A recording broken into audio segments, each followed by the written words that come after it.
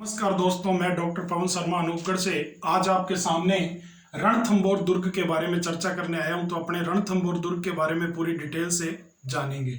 तो देखो, सबसे पहला प्रश्न यही बनता है कि रणथंभौर दुर्ग है किस जिले में। तो सवाई माधोपुर जिले में स्थित है और श्रेणी जो है इसकी गिरि दुर्ग है, वन दुर्ग है और एरन दुर्ग है। गिरि दुर्ग और वन दुर्ग तो समझ गए होंगे आप, लेकिन एरन दुर्ग जो होता है इसके अंदर चारों तरफ से पथरीली पहाड़ियों से घिरा हुआ होता है और प्लस में कांटेदार झाड़ियां होती हैं। तो इस तरह से गिरि दुर्ग केवल पहाड़ी वाला हो गया, वन दुर्ग जंगल और प्लस में कांटेदार झाड़ियां वगैरह जो होती हैं एरन दुर्ग की श्रेणी में आ जाता है। तो देखो, इस तरह से ये दुर्ग 3 श्रेणियों के अंतर्गत आता है। अब देखो, इसके बाद इसका निर्माण जो है, इस किले का निर्माण किसने करवाया और कब करवाया। तो देखो, इसके बारे में अलग अलग तथ्य हैं। 944 ईस्वी के अंतर्गत इस किले का निर्माण हुआ और इसका निर्माता रणथान देव, या इसे आपने पढ़ा होगा रणधम्मन देव, ये इस किले के निर्माण करता है। अब देखो, इसके बाद रणथंभौर दुर्ग का वास्तविक नाम क्या है। रणथंभौर दुर्ग का वास्तविक नाम क्या है। तो देखो, इसका वास्तविक नाम है रंतेपुर। वास्तविक नाम क्या है? रंतेपुर। अब देखो, रण की घाटी में स्थित नगर, रणपुर का मतलब क्या है, अर्थ क्या है? रण की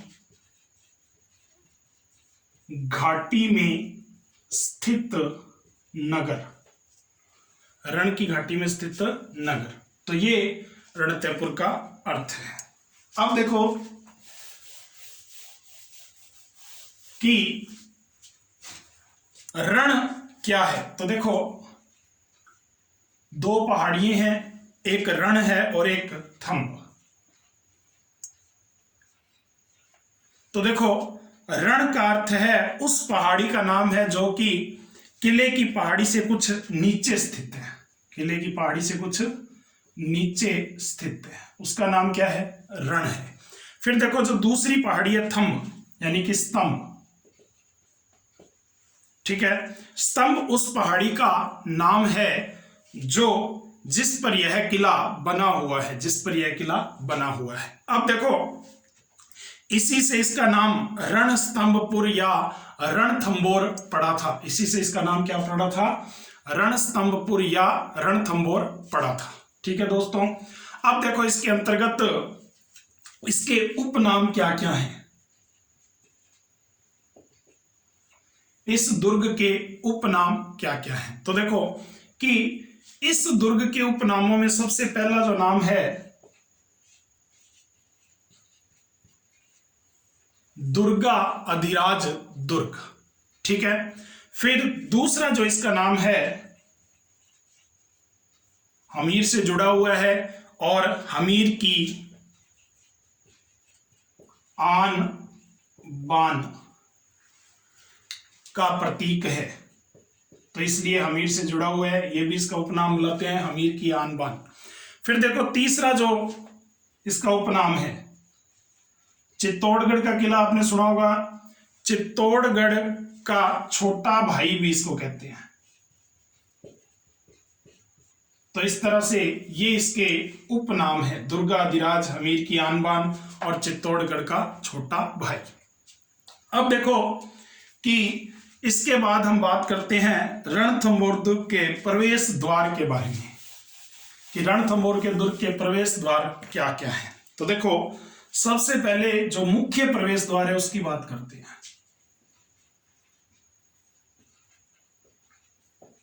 मुख्य प्रवेश द्वार, तो मुख्य प्रवेश द्वार कौन सा है उसके बारे में अपने चर्चा करते हैं। तो मुख्य प्रवेश द्वार जो है उसका नाम है नौलखा दरवाजा।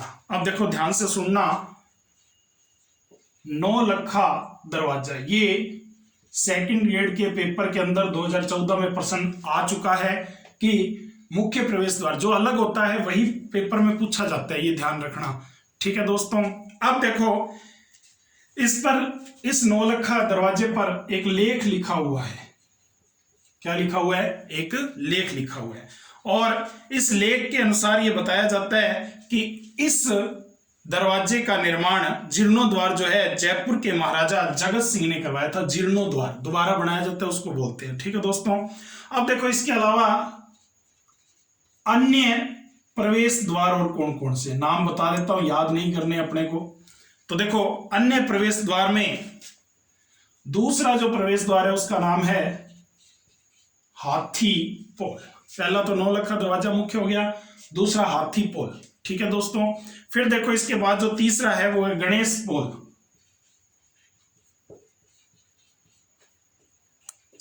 गणेश पोल। फिर देखो जो चौथा दरवाजा है उसका नाम है सूरज पोल। कौन सा है? सूरज पोल। फिर देखो तिरपोलिया पोल, और जो अंतिम दरवाजा है उसका नाम है अंधेरी पोल। तो इस तरह से ये अलग अलग दरवाजे हैं। तो अपने को मुख्य दरवाजा याद रखना है, मुख्य प्रवेश द्वार जो है उसका नाम है नौलखा दरवाजा, ये आया था, तो इसको अपने को याद रखना है।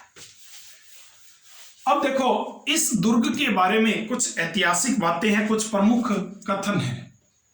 तो अपने कुछ प्रमुख कथन की बातें करते हैं, अलग अलग इतिहासकार यहाँ गए हैं, उन्होंने क्या क्या कहा है। तो देखो सबसे पहले जो प्रमुख कथन है उसके अंदर अबुल फजल की बात करते हैं।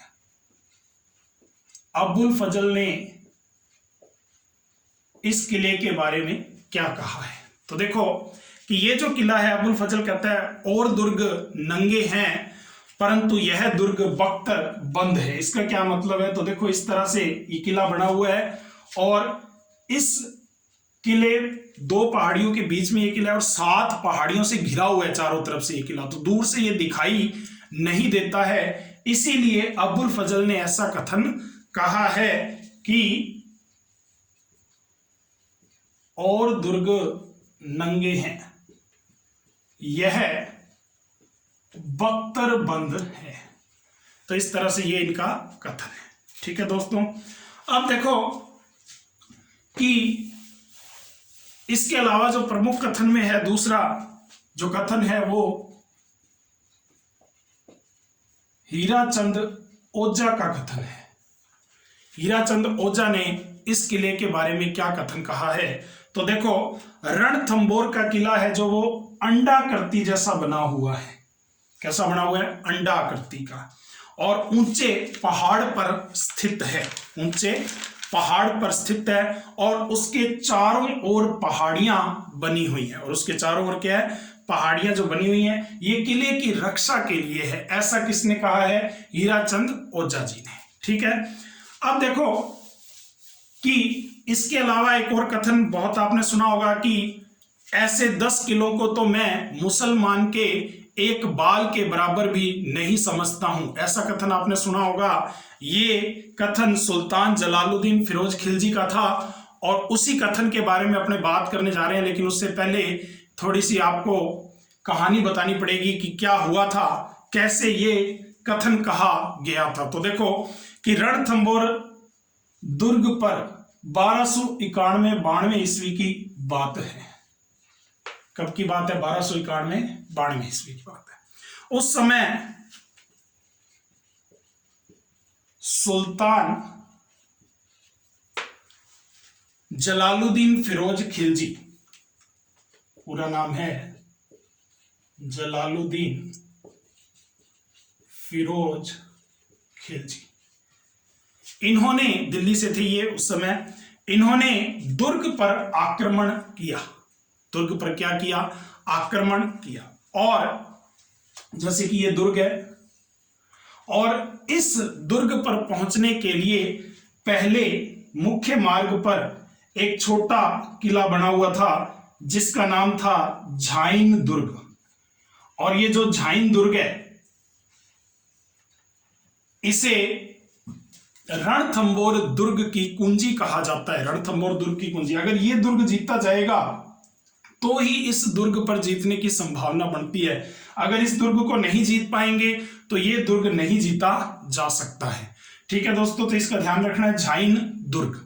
अब देखो कि हुआ क्या था कि झाइन दुर्ग पर अधिकार कर लिया था सुल्तान जलालुद्दीन फिरोज खिलजी ने। ठीक है, इस दुर्ग में संघर्ष हुआ था। हमीर देव का एक सेनानायक था जिसका नाम था गुरदास सैनी। ये झाइन दुर्ग पर तैनात था और इसका युद्ध सुल्तान जलालुद्दीन फिरोज खिलजी की सेना से हुआ, उनसे हुआ, और झाइन दुर्ग को इन्होंने जीत लिया। लेकिन ये इस दुर्ग को यानी कि रणथंबोर दुर्ग को नहीं जीत पाए, सफल नहीं हुए। ठीक है दोस्तों, तो इस तरह से ये युद्ध तो हुआ और इस युद्ध को सुल्तान जलालुद्दीन फिरोज खिलजी जीत नहीं पाए, इसलिए उन्होंने जाते जाते यहां पर ये एक कथन कहा कि ऐसे 10 किलो को तो मैं मुसलमान के एक बाल के बराबर भी नहीं समझता हूं। ऐसा किसने कहा? सुल्तान जलालुद्दीन फिरोज खिलजी ने यह कथन कहा। ठीक है दोस्तों, अब देखो कि इसके अलावा और क्या कथन है। तो देखो कि कवि राजा श्यामल दास का नाम सुना होगा आपने। इनका नाम सुनते ही आपके दिमाग में एक ग्रंथ आ रहा होगा, वीर विनोद, ऐतिहासिक ग्रंथ है। उसी वीर विनोद ग्रंथ में इन्होंने रणथंबोर दुर्ग के लिए कहा है कि रणथंबोर के हर तरफ, जो इनका कथन है वो बता रहा हूं, रणथंबोर के हर तरफ गहरे और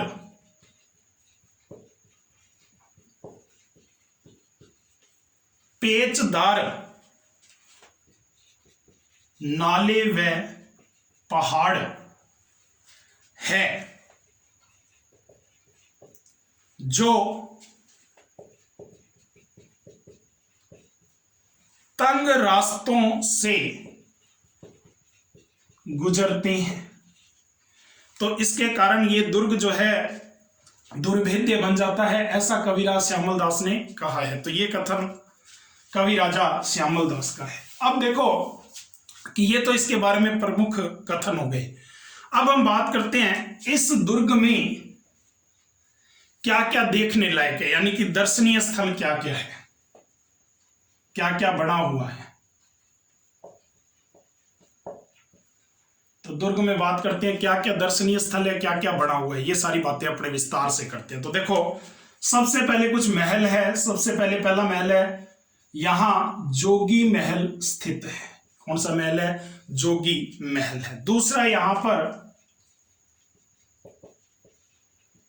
जोरा भोरा महल है। ये जो जोरा भोरा महल है ये अनाज रखने के गोदाम के रूप में यूज होता है। अब देखो तीसरा है जो सुपारी महल।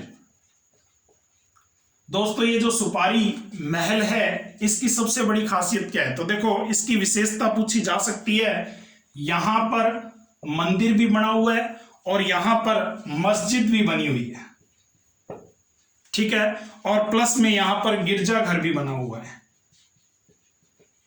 तो आप देख सकते हो कि यहां पर एक स्थान पर हिंदू, मुस्लिम, ईसाई आदि सभी का अनूठा संगम है। सभी धर्मों को लेकर बनाया गया एक साथ। तो मंदिर, मस्जिद और गिरजाघर स्थित है एक साथ। तो ये सुपारी महल आपको विशेष तौर पर याद रखना है अगर ऐसा प्रश्न पूछ लिया जाए, क्योंकि मैं हमेशा कहता हूं अलग जो प्रश्न होता है वो पेपर में पूछ लिया जाता है। ठीक है, अब देखो इसके बाद यहां पर एक और महल है, हमीर महल। ठीक है, हमीर देव से जुड़ी हुई बातें हमीर महल में। और यहां पर ये जो हमीर महल है ये करौली के लाल पत्थरों से बना हुआ है। करौली के लाल पत्थरों से बना है। ठीक है दोस्तों, इसके अलावा यहां पर हमीर कचहरी भी है। कहते हैं कि इस कचहरी में चौहान शासक हमीर जो थे वो बैठकर प्रजा को न्याय दिया करते थे, इसीलिए इसे हमीर कचहरी कहते हैं। अब देखो कि इसके अलावा और यहां पर क्या बना हुआ है, तो देखो यहां पर 32 खंभों की छतरी बनी हुई है। इसी छतरी का दूसरा नाम जेत सिंह की छतरी भी कहते हैं। इसी छतरी का एक और नाम है न्याय की छतरी। ठीक है दोस्तों, तो ये एक ही छतरी के नाम है। जेत सिंह कौन है, तो चौहान राजा हमीर के पिता का नाम जेत सिंह है और उनकी मृत्यु के बाद उन्होंने ये यहां पर उनकी छतरी बनवाई थी, जो 32 खंभों की छतरी है। ठीक है दोस्तों, अब देखो कि इसको न्याय की छतरी क्यों कहते हैं, क्योंकि हमीर यहां भी न्याय किया करते थे। ठीक है दोस्तों, इसीलिए इसे न्याय की छतरी कह देते हैं। इस छतरी की खास बात क्या है, इस छतरी के गर्भगृह के अंदर एक काले भूरे रंग के पत्थर से निर्मित एक शिवलिंग है। तो ध्यान रखना कि गर्भगृह में यहां एक शिवलिंग स्थित है। ठीक है दोस्तों, तो ये भी अपने को ध्यान रखना है। अब देखो इसके अलावा यहां पर एक और छतरी है जिसका नाम है अधूरा स्वप्न, या इसका दूसरा नाम है अधूरी छतरी। अधूरी छतरी या अधूरा स्वप्न। अब देखो इसका ऐसा नाम क्यों है, तो देखो आपने राणा सांगा का नाम सुना होगा, मेवाड़ के राणा सांगा। राणा सांगा की एक हाड़ी रानी कर्मावती, हाड़ी रानी कर्मावती का नाम बहुत प्रसिद्ध है। इन्होंने यह छतरी बनवानी शुरू करी थी, लेकिन यह छतरी पूरी नहीं हुई थी, इसीलिए यह अधूरी रह गई थी। इससे पहले ये चले गए थे। ठीक है, तो इस तरह से ये अधूरा स्वप्न या अधूरी छतरी कहलाई। ठीक है दोस्तों, अब देखो यहां इस दुर्ग के भीतर बहुत ही प्रसिद्ध गणेश मंदिर है और इस गणेश मंदिर का जो मूर्ति है वो है त्रिनेत्र गणेश जी। त्रिनेत्र गणेश जी। ठीक है, गणेश मंदिर है और इसमें त्रिनेत्र गणेश जी यानी कि 3 नेत्र वाले गणेश जी। ये बड़ी बात है, शिव जी के तो 3 नेत्र आपने सुने हैं, लेकिन यहाँ गणेश जी के मंदिर की बात हो रही है, त्रिनेत्र गणेश जी। और जो त्रिनेत्र गणेश जी है, यहाँ पर केवल गणेश जी के मुख की पूजा होती है। ये भी खासियत है, केवल किसकी पूजा होती है, मुख की पूजा होती है। और विवाह का पहला आमंत्रण यानी कि इन्हीं को दिया जाता है, गणेश जी को यहीं भेजा जाता है। ठीक है दोस्तों, तो ये भी आप ध्यान रखना कि यहां पर प्रतिवर्ष भाद्र शुक्ल गणेश चतुर्थी को विशाल मेला भरता है।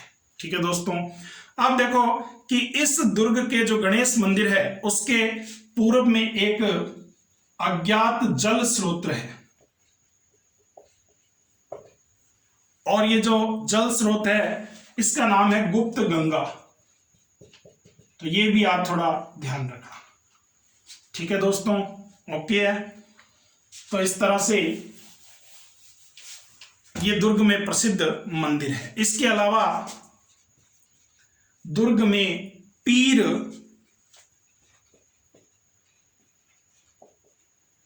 सदरुद्दीन की दरगाह भी है। पीर सदरुद्दीन की दरगाह भी है। ठीक है दोस्तों, अब देखो कि इसका निर्माण अलाउद्दीन खिलजी ने किया था। ठीक है दोस्तों, किसने किया था, अलाउद्दीन खिलजी ने। अब अपने बात करते हैं इस दुर्ग के अंदर एक साका भी हुआ था, तो उसकी बात और कर लेते हैं कि दुर्ग में साका क्या हुआ था। तो देखो कि जब केसरिया और जौहर दोनों होते हैं तो साका कंप्लीट हो जाता है, नहीं तो अर्ध साका होता है, जैसे जैसलमेर में हुआ था। अपने ने पीछे जैसलमेर के किले की बात भी की थी। तो देखो दोस्तों यहां पर साका हुआ है, और ये साका जो है ये 11 जुलाई 1301 को हुआ था। इसे राजस्थान का प्रथम साका भी कहा जाता है।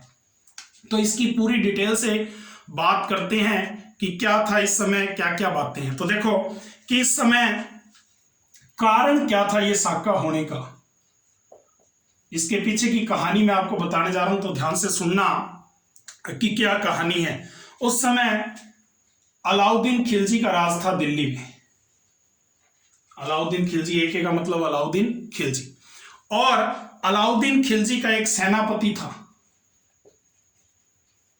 अलाउद्दीन खिलजी का एक सेनापति जिसका नाम था मीर मोहम्मद शाह। ये जो मीर मोहम्मद शाह था ये अलाउद्दीन की रानी थी, बेगम थी मराठा बेगम चिमना। ठीक है दोस्तों, इस चिमना से शेर जो अलाउद्दीन खिलजी थे, इनके सेनापति मीर मोहम्मद शाह को क्या हो गया था, प्रेम हो गया था। ठीक है, और आपको पता ही है कि ये अलाउद्दीन खिलजी को कैसे फिर मंजूर हो सकता है। अब देखो कि ये बेगम तो अलाउद्दीन खिलजी की है और प्रेम किससे हो गया, मीर मोहम्मद शाह से।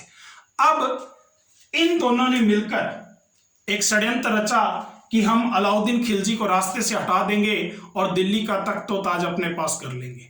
लेकिन मैं आपको बता दूं कि हुआ क्या, अलाउद्दीन खिलजी को इस बात का पता चल गया और अलाउद्दीन खिलजी इन्हें मारने के लिए आने लगा। तो ये मराठा बेगम और मीर मोहम्मद शाह भागकर रणथंबोर आ गए। रणथंबोर में आपको पता ही है कौन है, हमीर देव चौहान उस समय शासक थे। हमीर देव चौहान जो थे ये सभी को शरण दे दिया करते थे, शरण वत्सलता के लिए प्रसिद्ध थे उस समय। तो इन्होंने इनको शरण दे दी। इसके बाद अलाउद्दीन खिलजी ने अपनी सेना भेजी और अपने 2 सेनापति भेजे। ठीक है, अब देखो अलाउद्दीन खिलजी के 2 सेनापति कौन कौन आए, प्रश्न ये इंपॉर्टेंट बनता है यहां पर। ठीक है दोस्तों, तो कौन थे वो 2 सेनापति। तो सबसे पहले मैं आपको बता दूं, एक तो था नुसरत खां। ठीक है, ये नाम आपको ध्यान रखना है, नुसरत खां। और दूसरा था उलुग खां।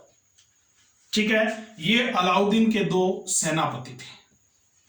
अलाउद्दीन के क्या थे, 2 सेनापति, नुसरत खां और उलुग खां। अब पिछली बार सेकंड ग्रेड में यहीं से प्रश्न आया था कि इस साके में कौन सा अलाउद्दीन का सेनापति मारा गया था।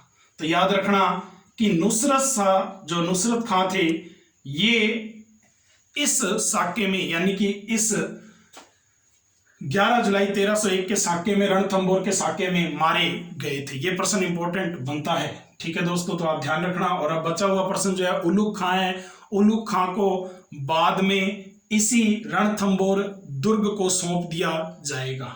ठीक है दोस्तों, किलेदार बना दिया जाएगा इनको।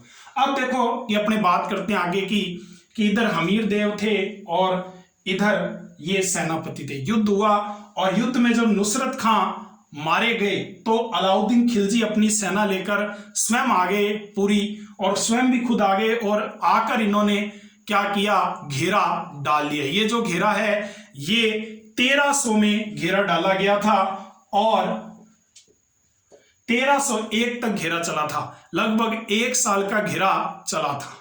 ठीक है दोस्तों, तो ये भी आपको याद रखना है कि घेरा लगभग कितने समय चला, 1 साल तक, क्योंकि ऐसे प्रश्न भी पेपरों में पूछ लिए जाते हैं। अब देखो कि जब अलाउद्दीन खिलजी ने घेरा डाला हुआ था तो अलाउद्दीन खिलजी इस किले को जीत नहीं पा रहे थे। तो उन्होंने कहा कि हमीर देव को एक पत्र लिखा और कहा कि मेरी तुमसे कोई दुश्मनी नहीं है, अगर तुम मीर मोहम्मद शाह को या तो मार दो या मुझे सौंप दो तो मैं बिना युद्ध के ही वापस चला जाऊंगा। लेकिन आपको पता है हमीर देव ने इसके लिए मना कर दिया। और आपने एक पंक्तियां भी सुनी होंगी, सिंह सुवन सत्पुरुष वचन कदली फले एक बार, तिरिया तेल हमीर हट चढ़े ना दूजी बार। ये आपने सुना होगा, सिंहनी एक बार बच्चा देती है, सत्पुरुष एक बार जो कह देते हैं वो अटल होता है, सत्य होता है, केले में फल एक बार लगता है, और स्त्री के विवाह का जो तेल होता है वो एक बार चढ़ता है, तिरिया तेल। उसी तरह हमीर को भी हठ एक बार चढ़ता है और जो वो कह देते हैं वो फाइनल होता है। समझ गए दोस्तों? तो इस तरह से हमीर देव ने ये बात कही जो उनके ग्रंथों में लिखी हुई मिलती है उनके बारे में।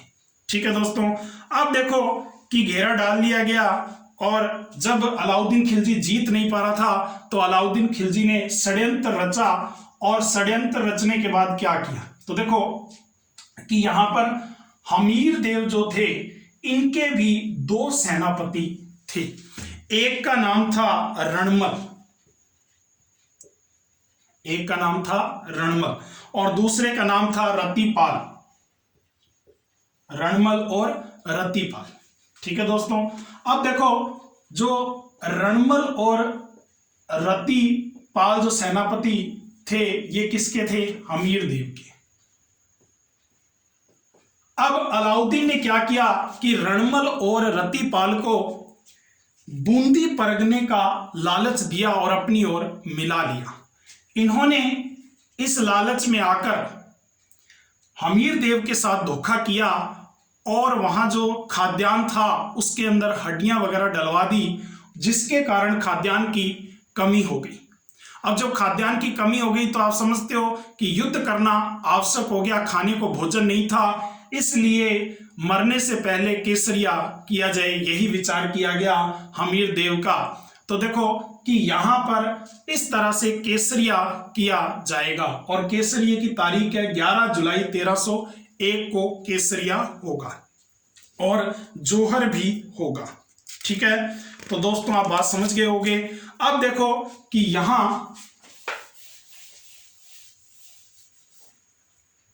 हमीर देव के नेतृत्व में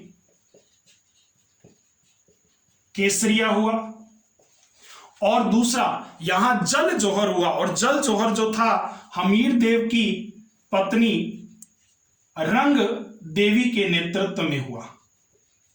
जल जोहर ये राजस्थान का पहला जल जोहर भी माना जाता है।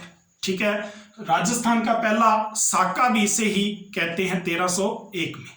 ठीक है दोस्तों, अब देखो कि यहां पर हमीर देव की पुत्री थी एक देवल दे। ठीक है, इसका नाम पद्मला भी मिलता है कई जगह पर, पद्मा या पद्मला। अब देखो देवल दे ने पद्म तालाब में जल जोहर किया था। ठीक है दोस्तों, तो ये भी ध्यान रखना कि हमीर देव ने केसरिया के नेतृत्व में राजपूतों ने और रंग देवी के नेतृत्व में जल जोहर हुआ और देवल दे जो इनकी पुत्री थी हमीर की, ये पुत्री थी हमीर की और ये पत्नी थी। ठीक है, तो यहां पर इस तरह से जल जोहर हुआ। ओके, इस तरह से युद्ध समाप्त हुआ और अलाउद्दीन खिलजी का रणथंबोर दुर्ग पर अधिकार हो गया। ठीक है दोस्तों, तो आप समझ गए होंगे। इस तरह से जब अमीर खुसरो ने ये दुर्ग को देखा और यहां इनके साथ थे अमीर खुसरो अलाउद्दीन के साथ, उन्होंने भी यहां एक कथन कहा था। वो कथन क्या था? कुफ्र का गढ़, कुफ्र का गढ़ इस्लाम का घर, इस्लाम का घर हो गया। ये क्यों कहा? क्योंकि जैसे ही अलाउद्दीन खिलजी ने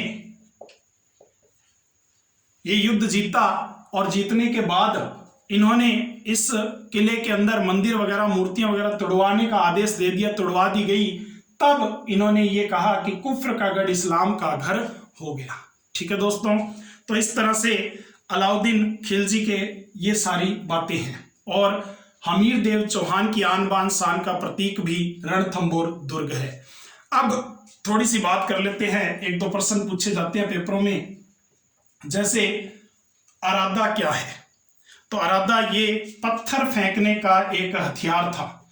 इसी पत्थर फेंकने के कारण नुसरत खां की मौत हो गई थी। ठीक है दोस्तों, तो पत्थर फेंकने का हथियार एक अरादा, तो ये भी आप ध्यान रखना। इसके अलावा मगरनी, ये एक ज्वलनशील पदार्थ फेंकने वाली मशीन है। इस तरह से अगर आपसे ये प्रश्न पूछ लिए जाए तो इनका भी ध्यान रखना। तो इस तरह से आज हमने रणथंभौर दुर्ग के बारे में विचार किया, पूरी डिटेल से जाना। तो आप मेरे साथ बने रहें और देखते रहें इसके बारे में। ठीक है दोस्तों, विभिन्न जानकारी मैं आपके सामने लाता रहता हूं। नमस्कार, धन्यवाद।